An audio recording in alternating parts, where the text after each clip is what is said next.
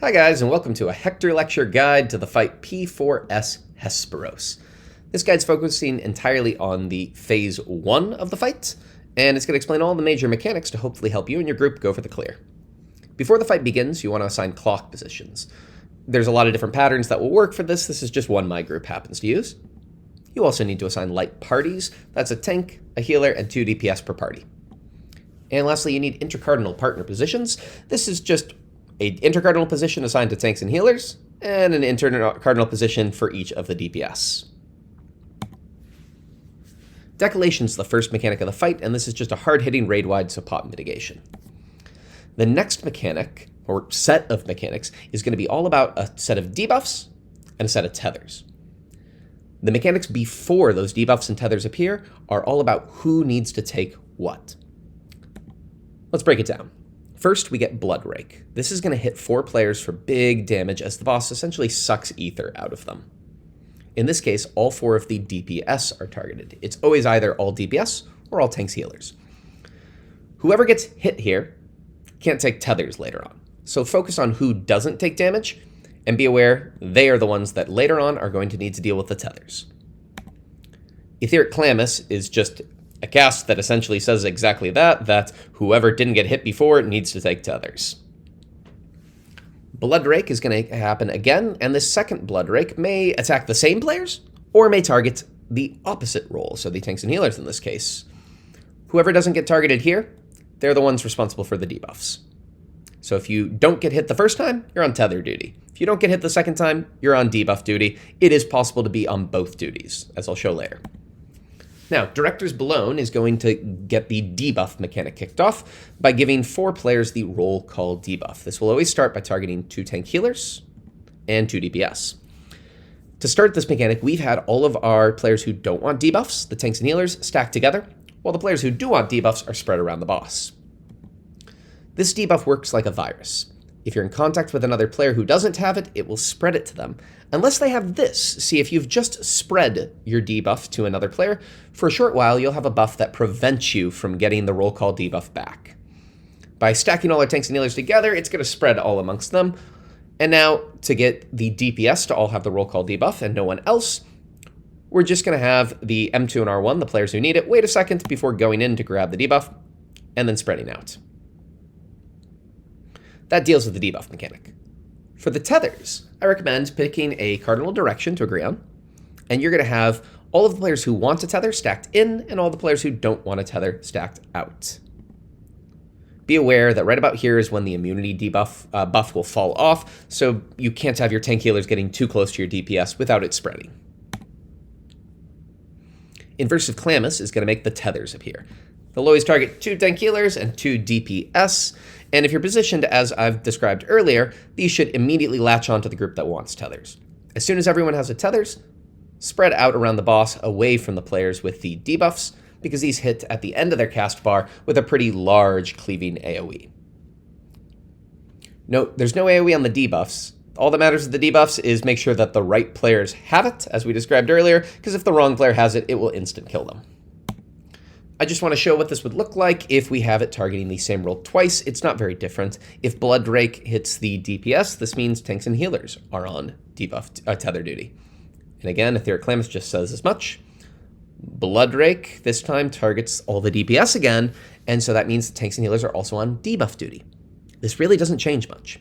For Director's Belone, now we have the DPS stacked together because tanks and healers want to get the debuff. So when the roll call debuff appears, wait a second, before the tank and healer who don't have it go into the group, grab it, and go back out. We stack the exact same way as we did before for tethers, with the group who want tethers in and the group who don't want it out.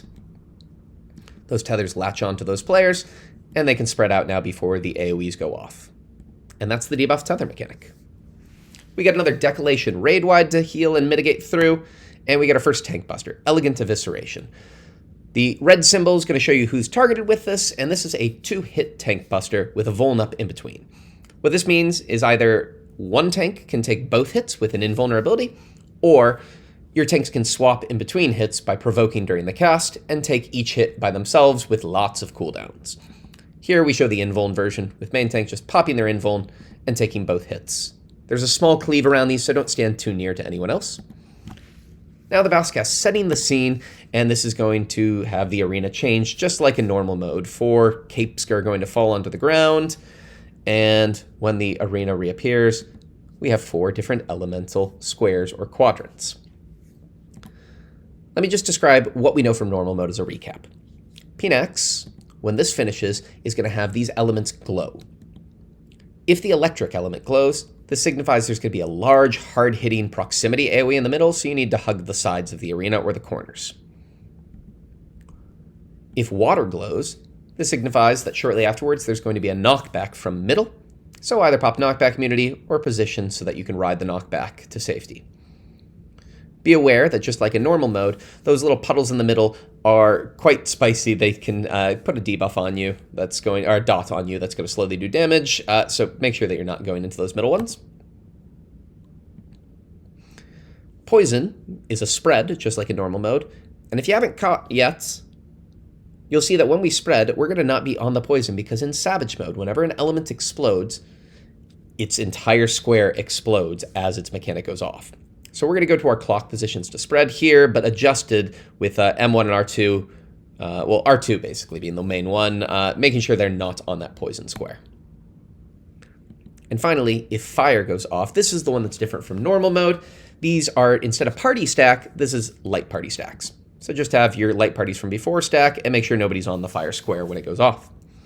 So now let's break down P4S. There's a set order to this.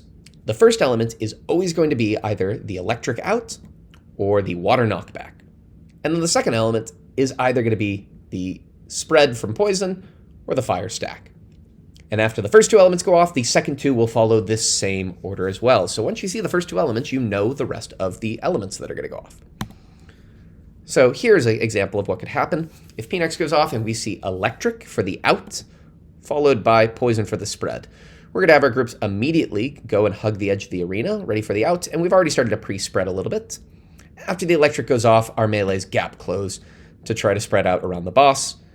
They're quite quick, so be ready. You really need to time it and try to go into the animation of the cast to try to avoid these and be spread in time. Now, then we have already seen electric and poison. This means we know the rest of the order. We're guaranteed to get water, the other one of water electric, next, and fire as our last one. Water's going to show its tell that it's happening, and right about this time, the boss is going to start casting Shift. The way Shift works, just like in normal mode, the boss is going to have a sword and a cape, and one of those 2 is going to be glowing. If it was the sword, that means the boss is going to use a giant conal cleave from where it jumps to. Because it's the cape, that means we're getting a knockback. Now, unlike in normal mode, instead of having 1 diamond appear, and that's where the boss is jumping to, diamonds appear at all cardinals, and you need to look at the cast bar. In this case, it says Westerly Shift, so the boss is jumping to 4, the Western diamond. Before this goes off, the water is going to go off, and if you have water into the cape knockback, you can pop knockback immunity to try to knockback immune both. Most of the group is going to do this, but main tank's going to be a little bit late to pop their knockback immunity, so you'll see they get knocked back, and you just want to make sure you're knocked towards that Western crystal. And the reason that I recommend knockback immunity for the cape is, as you'll see with the main tank, this knockback is huge. So you really want to have knockback immunity so your groups can stay put and make the next mechanic, in this case fire stacks, easier. Just make sure you're not on the fire square, ready for your light party stacks. Pull the boss middle, ready for the second elegant evisceration. Here I'm going to show the group doing the swap version of it. Both tanks need to pop lots of cooldowns, and off tank needs to provoke before the cast finishes, so the first hit hits main tank, and the second hit hits the off tank. We're going to get a Bloodrake, but instead of tethering to any of the players, this time it's going to tether to 3 of the elementals. You want to focus on which one's not tethered, and remember this will for a later mechanic be the safe square. So fire is safe for later. And as this goes off, the stage returns to normal. But only for a second, because now the boss casts a setting the scene again, and this is just shaking up where the elements are. It's the same 4 elements, they're just going to appear in different locations now. Now, the next 2 mechanics, or the next 2 casts at least, don't really mean much. Vengeful Belone is going to give everybody a debuff. This is going to be a healer debuff or a tank debuff on the DPS, and all the tanks and healers are going to get a DPS debuff. I'll explain what this means later, but for right now, you can ignore it. The boss will also cast Elemental Belone. This gives everybody a different debuff, and all that matters for this one, this is just the reason we marked a safe square later. This is telling us that this debuff will allow us to survive in the safe square. Boss casts Bloodrake to heal through. It targets all 8 players, and then we get Belone Bursts. This is what those previous 2 casts were for. Before the cast bar finishes, you want your entire group at clock positions, but slightly in. And the 8 orbs from normal mode appear. Now, one major twist from normal mode. Just like in normal mode, you need to explode all 8 of these. You can't explode one that has the same symbol as your roll. And you can only explode up to 2 orbs, because this gives you thrice come ruin. If you explode 3 orbs, you will get doom and die. The big twist, these need to be soaked in pairs. So 2 players need to be stood together as the orb pops, close enough together to share the damage, or if only one player by themselves soaks it, they will die. Now, just to rewind for a second, I mentioned during Vengeful Belone we had these debuffs. What these mean is this signifies a symbol on an orb that has to be popped by the player. So tanks and healers have to pop at least 1 DPS orb, and DPS are going to have to pop at least a healer orb or a tank orb. The reason I say these don't matter is with the strategy that I'm going to show you, you're always going to fulfill this no matter what debuff the DPS gets. So because the orb that tethers to you will be the same as your roll, with the spread positions we've got here, we can solve this mechanic and ensure DPS always pop 1 healer and 1 tank orb, so there's no risk of their debuff not getting cleansed. We rotate counterclockwise in sort of a twister strat. Our tanks and healers are going to stack in front of the nearest cardinal. DPS rotate counterclockwise to the nearest cardinal. And everybody's doing this. Everybody rotates counterclockwise to the nearest cardinal to pop their first orb, with DPS popping a tank orb first. Heal up, because there's a lot of damage here, and just continue rotating counterclockwise. DPS are now popping a healer orb, and tanks and healers have been popping DPS orbs, so those debuffs are guaranteed to be cleansed following this strategy. This isn't the only way to do this mechanic, but you will have to adjust based on your spread positions to decide who's going to take which orbs. Afterwards, Periaktoi is just telling you, go to the safe square. All 4 elements will explode, so you just need to remember which one was safe from before to know where to go. And the stage is going to return back to normal in time for us to deal with another debuff tether mechanic. Just like before, the debuffs and tethers are going to be a ways from now, but we need to pay attention during these next mechanics to know who takes debuffs, who takes tethers. A Bloodrake's going to come be cast, but no point looking at the health bars, everybody's going to get hit. Instead, what matters is the boss casts Belone coils. These are going to spawn 4 towers from normal mode, and in preparation from them, we've gone to our intercardinal positions. Look at the symbol on these towers. Whatever symbol is on these towers, that's who needs to take the tethers at the very end. So, just like in normal mode, these say you can't be a healer, you can't be a tank, don't be a healer and tank in those towers, so DPS are going to stay in those towers, and they're assigned intercardinals. Tanks and healers are all going to stack middle for a good reason. The boss casts a very quick tether mechanic. This is not the one mentioned in the top right corner. This is separate. This is just whoever doesn't have a tower takes these. They target the 4 players, 2 tank healers, 2 DPS, and because we're all middle, as long as the tanks and healers now just wiggle around middle, they should collect all 4 tethers. As soon as they've got them, they don't have to go far out. They can just stand in between each tower, and if the DPS hug the outside corners of their tower, the explosions will miss them while the towers are soaked. Etheric Calamus, once again, just says that previous mechanic, that says who deals with the tethers. Next up, there's another Belone coils. Once again, pre-position in your intercardinals, and this time, look at the symbol. Whatever symbol's on the towers, that's who's taking the debuffs. So tanks and healers go in the tower, while DPS just spread. There's no tethers this time, so the DPS just need to not be in a tower as they're soaked. From this point onwards, this is really exactly the same as at the beginning of the fight.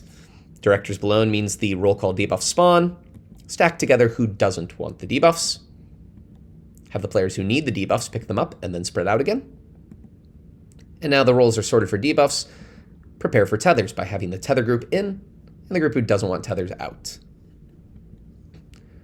They should automatically pick up the tethers, and they can spread out to avoid clipping anybody. From this point onwards, it's entirely repeated mechanics. There's a Decolation Raid-wide. There's the final Elegant Evisceration tank buster. If you follow the pattern I've shown of invuln, swap, invuln, you should only have to do one swap throughout the entire fight, and your off-tank should already be ready to take this by having aggro. Have them invuln to take both hits without dying. If their invuln's not there, you can always still deal with this with a swap, just like with the second one. Setting the scene is going to transition the stage, put the capes down, and reveal the 4 elemental quadrants remixed into a different order, and this P-Nex is going to be the same as the P-Nex we saw earlier in the fight. So we're going to see 2 elements in a row. This time it's water followed by the poison spread. So one quick thing here. We saw the cape during shift earlier, that giant knockback that knocked the main tank back. That only happens once per fight, which means if you've already seen it, you can safely knock back immune every water from that point onwards because you're guaranteed to not have to need it for that. So here, the group's going to pop knockback immunity to not have to deal with the water, and instead just pre-position for the spreads for poison.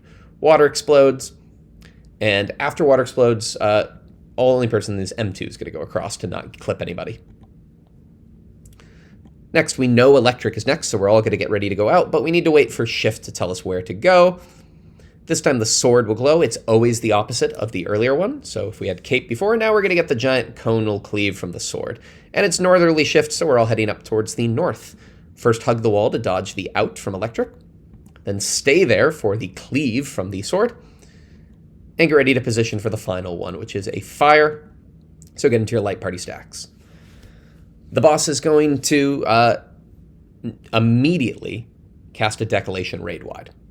2 things. 1, healers be ready to quickly heal up the party because they've taken a lot of damage from the stacker spread, and this comes very quick. 2, there's no time to move the boss to middle, so just have the off-tank rotate the boss towards the edge so melees can get their positionals. You're going to have 3 Decolation Raid-wide casts, followed by 3 auto attacks.